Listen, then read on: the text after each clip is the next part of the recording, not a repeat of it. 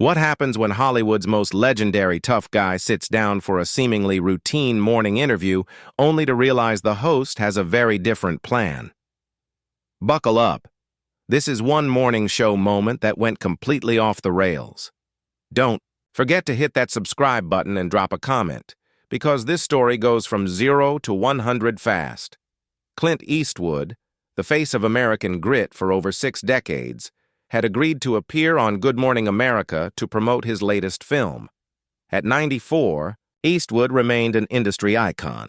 Booking him was a rare win for the network, as the actor-director rarely appeared on TV these days. George Stephanopoulos was prepped. The topics were clear. The new film, reflections on Clint's long career, and maybe a few anecdotes about directing. The usual. They even had a nostalgic montage queued up, clips from Dirty Harry, Gran Torino, Unforgiven. But from the moment Clint walked on set, something felt off. He moved slowly, deliberately, with that familiar calm intensity settling into the guest chair with the kind of presence that doesn't need to say a word to command attention. "Good morning, Clint," George began, his polished smile firmly in place. "Morning," Clint replied, voice gravelly and measured, eyes scanning the set. At first, everything went as planned. George asked about the movie. Clint answered with quiet confidence. He spoke about the story, praised his cast, and reflected on the filmmaking process. Standard fare until it wasn't. "Clint," George said, shifting gears, "you've been in this business a long time. The industry's changed a lot. More diversity, more inclusion. How do you feel about that?" Eastwood's eyes narrowed. That wasn't on the list. "Well, George," Clint replied slowly, "a good story is a good story no matter who tells it. I've always hired the best person for the job. That's never changed." But George wasn't done.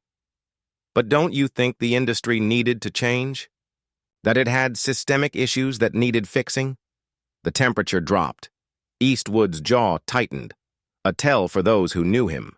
"Filmmaking," he said evenly, "is about telling honest stories. Once politics start running the show, the story suffers." George leaned in. "But isn't it political to ignore those issues? Doesn't representation matter?" Eastwood's voice remained calm, but you could hear the steel beneath it. "Representation matters. But when you start checking boxes instead of telling stories, you get propaganda, not cinema." The studio audience shifted uncomfortably. This wasn't what they came for. The control room debated cutting to commercial. George pushed further. "Some say your views come from a place of privilege, that you haven't had to worry about representation." Eastwood's eyes flashed. "Privilege? Son, I grew up during the Depression. I dug swimming pools and worked steel before I ever saw a camera. Everything I earned came through sweat, not entitlement," George persisted. "But the industry was easier for people like you. It wasn't equal." "It was brutal for everyone," Clint replied. "I was rejected for years, got paid peanuts. Nobody handed me a damn thing." The tension was now thick enough to slice. The producers were in chaos. Ratings gold or PR nightmare. "But the system, Clint, it was built for people like you," George said. Clint stiffened. "My generation built this country, fought in wars, built Hollywood from the ground up. Don't confuse that with keeping people out." "But how diverse were your casts? How many women directors did you support?" George asked. Clint gripped his chair. "I hired who could do the job. Period. That's the only standard I ever had." "So diversity wasn't a priority," George pushed. "My priority was great storytelling," Eastwood said, voice rising. "I made films about soldiers, underdogs, working-class folks. I showed America as it is, flawed, real, human." "From one perspective," George countered, "a white male conservative one." Eastwood's composure cracked. "Conservative? You think Unforgiven or $1 Million Baby were conservative? You haven't been watching." "Those are exceptions," George shot back. "Most of your work celebrates a certain outdated worldview." Clint leaned forward, eyes blazing. My worldview is simple. Take responsibility, work hard, treat people right. If that's outdated, then I'm proud to be outdated. Still, George wouldn't let up. But don't your films promote stereotypes about masculinity and violence? Clint stood. His chair scraped loud against the floor. The audience froze. Stereotypes? You want to talk stereotypes? Like labeling anyone who disagrees with you a racist? Or sexist? That kind? George tried to hold his ground. I'm just asking questions. No, you're ambushing me, Clint snapped. This wasn't supposed to be a trial. You invited me to talk about a movie, not justify my existence. You're being sensitive, George said. Clint laughed, but it wasn't funny. I've dealt with real critics, but never someone who accuses me of being a bad person because I don't match their politics. George looked uncomfortable. That's not what this is. That's exactly what this is, Clint fired back. You're trying to manufacture a moment.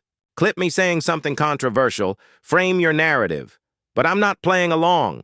The air was suffocating now. Audience members looked like they wanted to disappear. The crew stopped moving. George tried one last attempt. Maybe you just can't handle being questioned about your legacy. Clint stared him down. Outdated views? You want to know what mine are? Respect, responsibility, real stories about real people. If that doesn't fit your script, too bad. But audiences want more nuance now, George insisted. More complexity. Clint barked a bitter laugh. Complexity?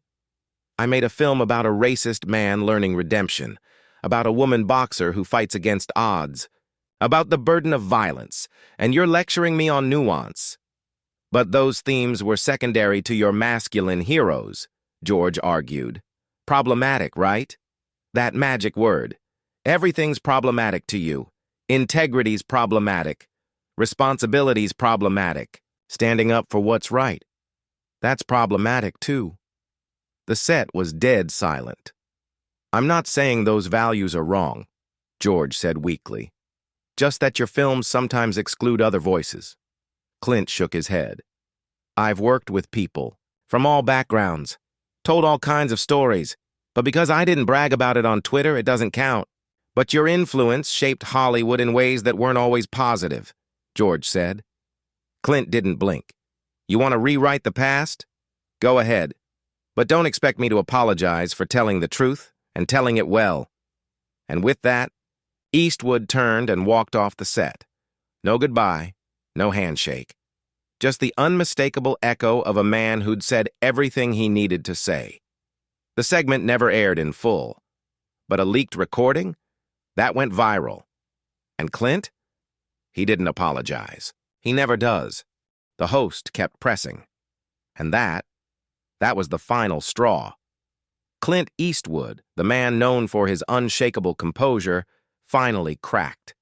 His voice, thunderous and unmistakable, cut through the studio silence like a rifle shot. My influence? He roared. You want to talk about my influence? I helped build this industry. I proved you could make films that were both meaningful and profitable. I showed that audiences crave stories about real people making tough choices. And yes, I made money doing it, because that's how this business survives. Stephanopoulos tried to interrupt, but Clint wasn't finished. Not by a long shot. I employed thousands, he said, voice booming. Actors, writers, crew, set designers, electricians, editors, real people with real talent. I gave opportunities to people who earned it through grit and skill. Not because they ticked the right box on a form. I built careers. I built legacy. I understand that, George muttered.